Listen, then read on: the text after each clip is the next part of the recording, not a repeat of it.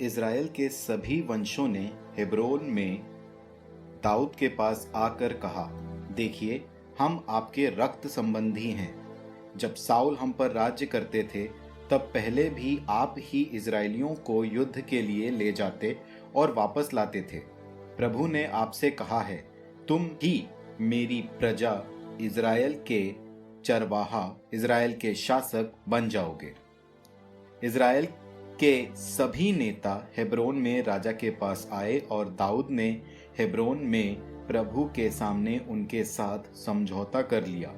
उन्होंने दाऊद का इज़राइल के राजा के रूप में अभिषेक किया। जब दाऊद राजा बना तो उसकी उम्र 30 वर्ष की थी और वो 40 वर्ष तक राज्य करता रहा।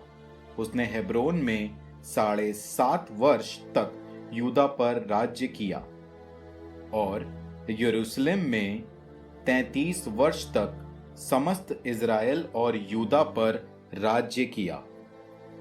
राजा ने अपने सैनिकों के साथ यरूशलेम जाकर यबूसियों पर, जो वहां के निवासी थे, आक्रमण किया।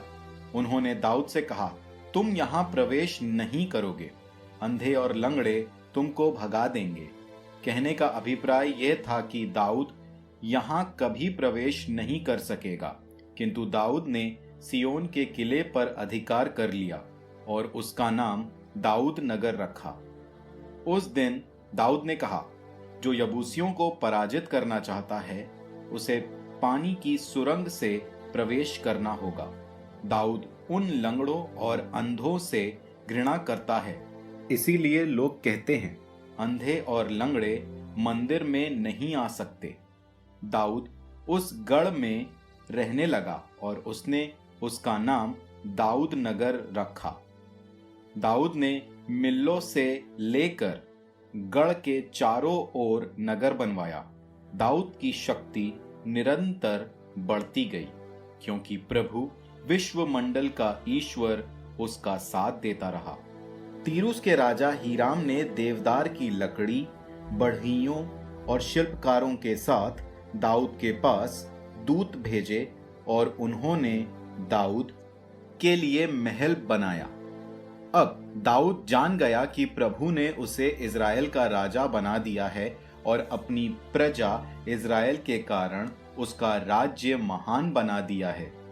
हेब्रोन से आने के बाद दाऊद ने यरूशलेम में अन्य पत्नियां रख लीं और उसके और पुत्र पुत्रियां उत्पन्न हुए। यरूशलेम में उत्पन्न उसके पुत्रों के नाम ये हैं, शम्मुआ, शोबाब, नातान, सुलेमान, यिभार, एलीशुआ, नेफेग, याफिया, एलीशामा, एलियादा और एलीफेलेट। जब फिलिस्तियों ने सुना कि दाऊद का इज़राइलियों के राजा के रूप में अभिषेक हुआ है, तो वे सभी दाऊद की खोज में निकले। ये सुनकर दाऊद ने किले में आश्रय लिया। फिलिस्ती आए और रफाईम के मैदान में फैल गए। तब दाऊद ने प्रभु से पूछा, क्या मैं फिलिस्तियों पर आक्रमण करूं? क्या तू उन्हें मेरे हाथ दे देगा? प्रभु ने दाऊद को उत्तर दिया, हाँ, आक्रमण करो, मैं फिलिस्तियों को अवश्य तुम्हारे हाथ दे दूंगा। दाऊद ने उन्हें बाल परासीम जाकर पराजित किया। उस समय उसने कहा, प्रभु ने मेरे सामने मेरे शत्रुओं की पंक्ति इस प्रकार तोड़ डाली, जैसे पानी बांध को तोड़ डालता है। इसलिए उस स्थान का नाम बाल परासीम पड़ गया। फिलिस्तियों ने वहां अपनी देव मूर्तियां छोड़ दी। दाऊद और उसके आदमी उन्हें वहां से ले गए। फिलिस्ती फिर आए और रफाईम के मैदान में फैल गए। दाऊद को प्रभु से पूछने पर उत्तर मिला, उन पर सीधे आक्रमण मत करो, बल्कि चक्कर काटकर उनके पीछे पहुंचो और मोखा वृक्षों की ओर से चढ़ाई करो। जैसे तुम मोखा वृक्षों के शिखरों में चलने की आवाज सुनोगे तो आक्रमण करोगे, क्योंकि तब फिलिस्तियों की सेना को पराजित करने के लिए प्रभु तुम्हारे आगे आगे जा रहा होगा।